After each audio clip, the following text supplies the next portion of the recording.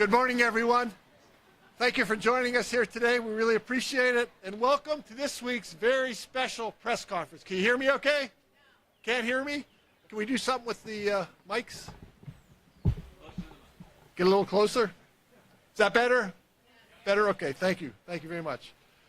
Today our focus is on a brand new initiative called Housing First Erie. Have you all heard about that? Housing First Erie. I'm excited to be joined today by several of our community partners presenting.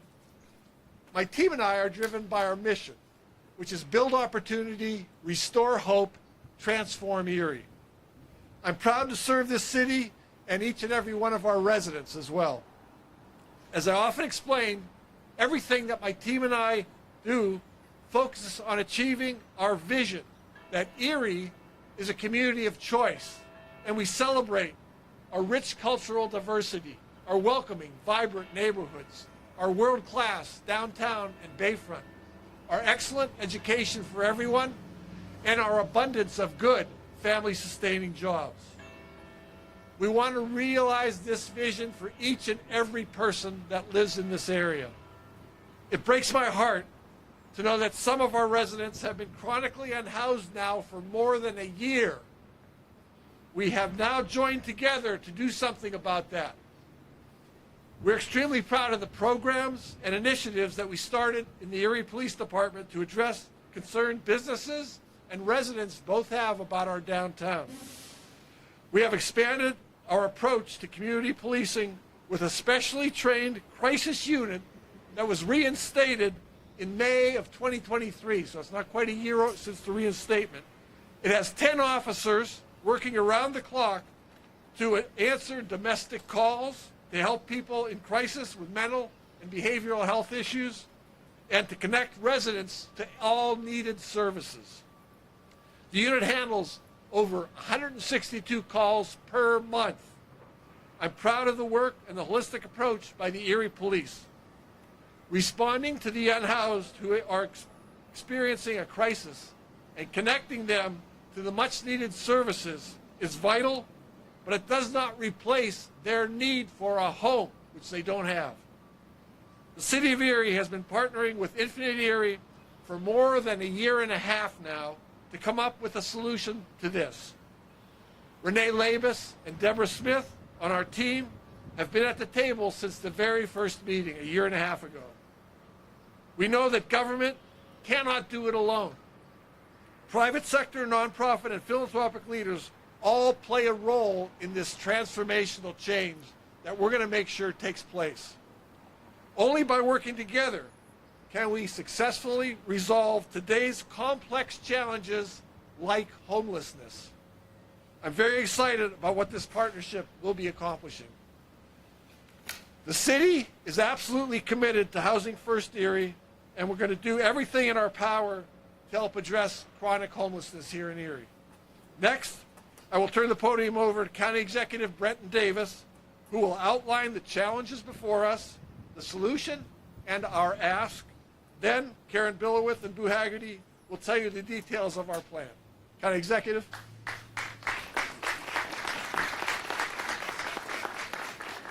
Good morning. I just want to thank each of you for turning out today, for our community partners, Hammett Health Foundation, Erie Community Foundation, and countless others for being willing to step forward and face this issue collectively as a community. As we look to invest strategically our ARPA funds based upon data as opposed to what we've always done. Every year here in our community we invest millions of dollars to face the challenges of the unhoused, and our problem's getting worse. So we're committed to utilizing the data and best practices and working collectively to make strategic investments. And I remind you, this is just one piece. This is just one piece of the unhoused continuum from streets to sustainability.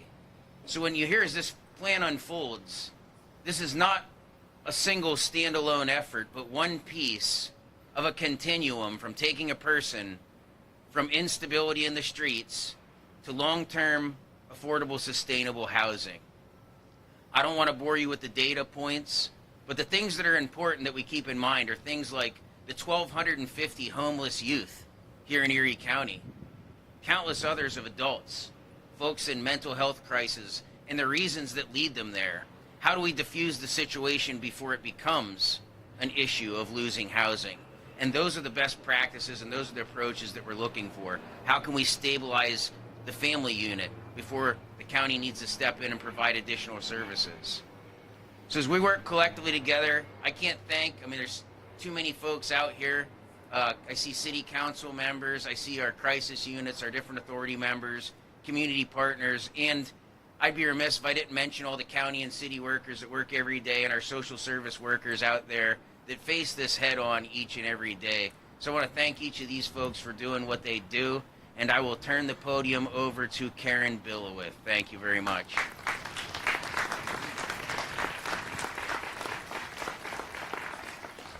Thank you, Mayor Schember and County Executive Davis. As I was introduced, I'm Karen Billowith, and I'm pleased to serve as the Erie Community Foundation President. The foundation shares the vision that the mayor expressed of a thriving, healthy community where all residents benefit from economic and community development. In fact, last year we updated our mission and vision to articulate our desire to inspire, engage, and empower all community stakeholders toward a united, vibrant, and thriving region. We agree with the county executive that to achieve this vision, we need to work with public and private sector partners and engage residents in defining our challenges and defining solutions. Today, we are announcing Housing First Erie, a strategy that was developed through public, private, and philanthropic partnership working within the framework of Infinite Erie. Many of you may remember the investment playbook that was developed to leverage state and federal funding to spur economic and community development. The playbook was a set of 35 transformational projects that would collectively propel Erie forward. Addressing homelessness was a key priority that came out of the playbook. Together with Hammett Health Foundation and Boo Haggerty, we convened a robust project team to delve into this issue. And again, I want to thank the mayor and the county executive for allowing his team to really work on this initiative right from the beginning. The city, the county, Hammett Health Foundation, Highmark Health and Allegheny Health Network, Gannon University, the Housing Authority of the City of Erie, the Erie Home Team, Erie County Care Management, and Mercyhurst College were coming together on a monthly basis to set about defining the challenge and finding a solution. And this project team did extensive outreach in the community and had deep conversations to develop this strategy called Housing First Erie. Before I go on to describe Housing First, let me first say and repeat what the county executive said. Erie has multiple organizations addressing the immediate needs of those experiencing homelessness. They provide temporary shelter, food, life skills training, and many other needed services. What we're talking about today is addressing one piece of that work, and it doesn't distract from or take away from those organizations that are doing great work in the community. However, we still have an issue, and as county executive said, there are people in our community who have remained homeless or remained without a place to live for over a year, and those are the target of our Housing First Erie. So what is Housing First? The work is based on evidence-based model called Housing First, which believes that people achieve stability when rapidly connected with stable, permanent housing and intensive supportive services. Housing First has been studied and is considered the most effective model to end chronic homelessness. Once being housed, Erie should see clear outcomes. These outcomes that we see nationally are that 80% of people who are housed through Housing First will remain stably housed 1 year after their placement. The community will save over $25,000 per person per year in such costs as emergency service, ER visits, policing, corrections, emergency shelter, ambulance, etc. And we'll see decreased rates of trauma, addiction, and inpatient hospitalizations. But really, I think what we really want to see is that residents in our community have a stable place to call home and that then they can work on other challenges. This all takes intentional planning, commitment, and leadership, and one of the people who has been a steady force of leadership is Boo Haggerty with the Hammett Health Foundation, and he's going to talk a little bit more about this solution.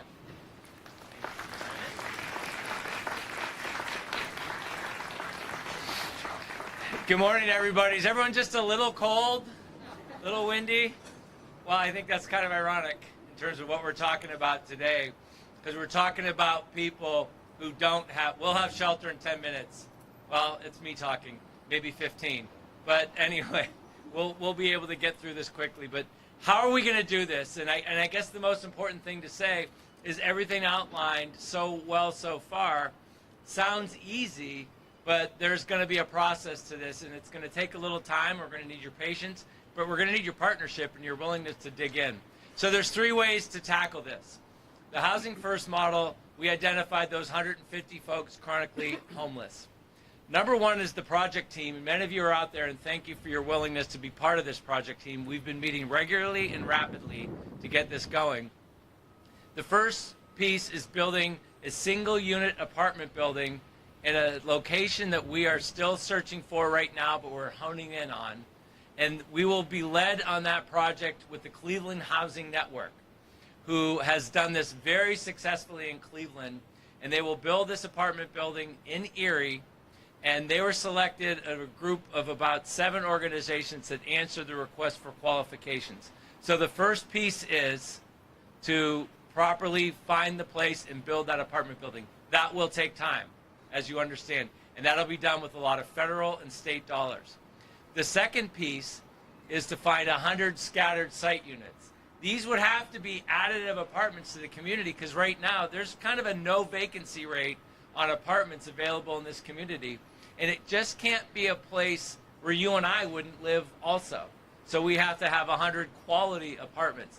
Those scattered site apartments, also a process to who's going to be the backbone for that.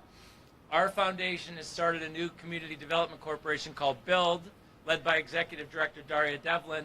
You'll hear more about that in time to come, but we are the backbone, and it's our job to go find those 100 apartments, and they will be new.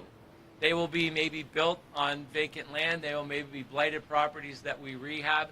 Maybe they're master leases of current apartments that we can get into, but we're in that process right now. Our goal is the first 25 scattered site apartments are ready to go by end of summer, and that is something that we have to move rapidly on. But the most important piece of this is having the services wrapped around. Many providers in the community and outside the community answered the RFQ to be who is going to be that service provider. And UPMC Western Behavioral Health at Safe Harbor was chosen. And led by their director, Mandy Fauble, and her team, Safe Harbor will provide those supportive services to those folks in their apartment on a regular basis. In some cases, depending on how chronic their issues are, on a daily basis if need be, to make sure that they are getting all those services wrapped around them immediately. And from there, to county executive's point, we can then get them back into the system. And the goal is to get them housed, stable, into the workforce, and leading the productive lives that we all know that they can lead. So that is the model. It's really that simple, but really that challenging as well. So to echo what Karen said, I do really want to publicly thank Mayor Schember and his team, because they have leaned into this hard. When we came in as a private enterprise to say we want to talk with you, they kept the door open and they said we want to partner with you. And I also want to really thank County Executive Davis. Before he even took the oath of office, he and I talked about this, and he saw this and he knew this to be an issue. He knew his teams in the county, led by John DiMatteo and Peter Burke and others, were on this every day and working diligently at this every day. But he made sure that the county's resources were open to us to make sure we could get to where we are today. So thank you both for your leadership and collaboration. The best news is now I can turn this back over to Karen, because we have to pay for all this. And Karen's going to lay out the plan of how we're going to do this with this partnership. So Karen, back to you.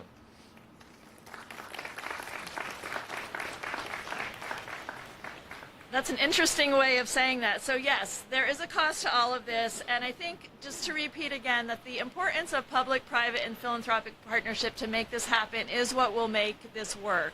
And that is because, as has been said, there is federal and state funding available to develop and build the units, but we also need private support to pay for those wraparound services that are so key. We know that our gap in funding is anticipated to be somewhere around $20 million, which sounds like a really big number. But truly, as we think about the costs that come on an annual basis, we will be saving money as a community, and we will see immediate return on our investment in the next 5 years. If we're successful, we'll see 150 people who have permanent housing. As I said earlier, saving about $25,000 annually per person. So if you are interested in learning more or want to get involved in some way, please contact me at Erie Community Foundation, and we can get you connected to the right resource. Of course, we will be looking for contributions, but we'll also be looking for input, engagement, and your support as we think about where these sites will be located throughout the community. Thank you so much for coming today, standing out here in the cold, and thank you to all of the media for covering this important topic.